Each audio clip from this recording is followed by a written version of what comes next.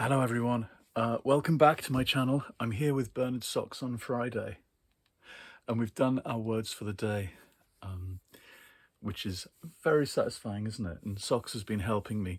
As you know, he shouts at me until he's settled on my lap alongside my laptop and I'm doing my words, and he's not happy until he's helping, and he digs in his claws to edit when he thinks things need changing.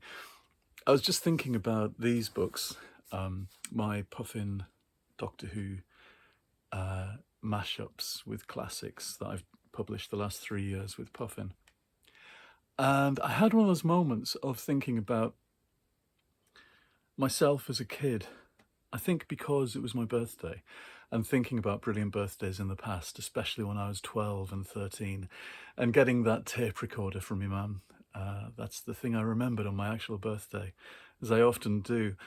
And the kind of Doctor Who-ishness of those birthdays as well, when I was completely obsessed with Doctor Who at 12 and 13, which is the best time. And then, of course, it was 40 years ago, and the 20th anniversary of Doctor Who, when there was lots of stuff out about it. Not as much as you get nowadays, but it seemed a lot at the time. The Five Doctors and so on, and Radio Times specials, and Peter Davison as Doctor Who, and lots and lots of Target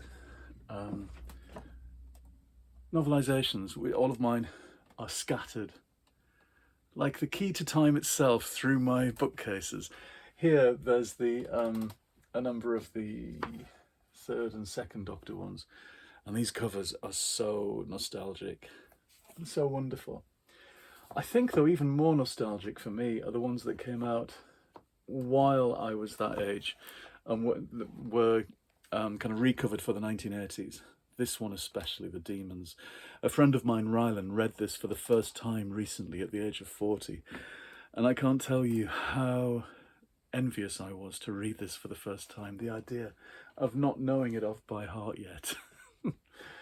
That's a very specific readerly quandary, isn't it? If you could go back in time, would you erase your own memory to read your beloved books for the first time again? Probably not. This birthday thinking and getting older thinking did make me think, what would I say to myself as that 12 or 13-year-old?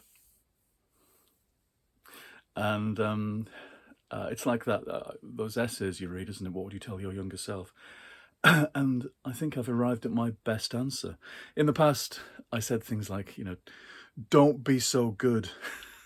You don't have to excel at every subject at school. Make more friends, mess around more, have more fun. Realize how difficult life is for the adults around you, perhaps. Which it would have been. These were kind of tricky times, I think, for my mum and for my stepfather and the wider family. But we were all there and all together. And it was a great time, really. We lived in Sampson Place, the Black House estate in the middle of Newton Aycliffe, which is still, I think, my favourite place we lived. Again, it's about being that age, isn't it? Being 12 and 13 when everything is brilliant. Kind of brilliant. I knew at that point I was gay, and I wasn't telling anyone. I was terrified. And the culture around you made you know that you should be terrified too. It's a terrible thing to be, evil thing to be, a wicked thing to be. The frothings and foamings and evil expostulations of that witch Thatcher in charge of our country at that time still live with me.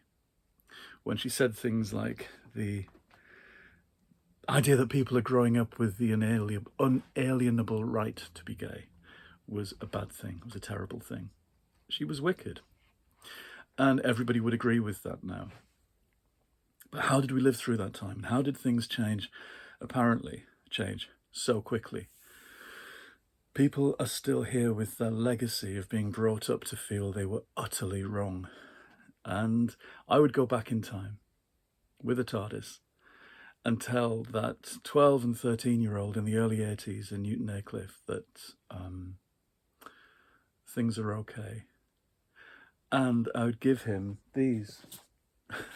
I would give him these 3 books. I would give him The Return of Robin Hood, Josephine and the Argonauts, and Doctor Who in Wonderland, all of which he would understand, because even the most recently set one is set within Doctor Who of 1983, the Davison years. The rest he would know all those characters from his readings of the Target books and from that series of repeats, The 5 Faces of Doctor Who in 1981, which was on when we lived in that house and was magical. So he would know all of that stuff, and he would take these books and be quite surprised that he'd ended up publishing them with Penguin. Perhaps not. It was, of course, at that time that he was sending letters to Penguin and Puffin saying, let me write for you. So I think he'd be astonished that it came true, that the kid in the middle of that Black House estate in Newton Aycliffe, in an obscure corner of County Durham, eventually did those books. I mean, obviously for no money, a fixed fee, no copyright, no royalties, the usual rip-off crap. But beautiful covers and a dedicated readership. And the astonishing thing of people much younger coming up at conventions and things and saying that they'd enjoyed them. So I could tell that younger self that it's kind of okay. So that's me being sentimental on Friday morning, having reached the end of a long piece of work that's gone on for a few weeks. Maybe I've gone doolally and sentimental. Never mind. Socks is shouting at me again. I know. I'll see you all again quite soon. Goodbye.